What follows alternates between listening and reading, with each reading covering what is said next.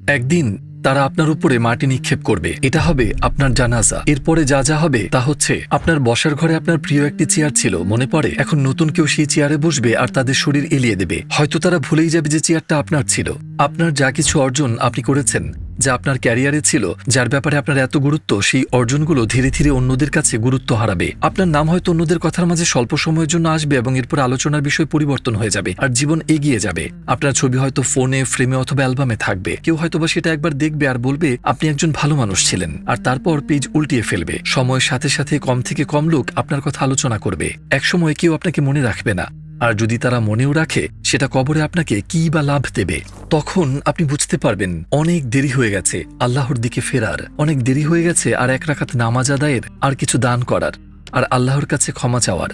কিন্তু আল্লাহ আপনাকে কখনো ভুলে যান না। তিনি প্রত্যেক গোপন চেষ্টাকে দেখতে পান, মনের সকল দোয়াকে শুনতে পান, এবং তার জন্য আপনি যে কষ্ট সহ্য করেছেন সেটাও তিনি মনে রাখেন। পৃথিবীতে রেখে যাওয়া আপনার ছাপ একদিন মলিন হয়ে যাবে, কিন্তু আপনি আল্লাহর জন্য যা কিছু করবেন তা কখনো মলিন হবে না।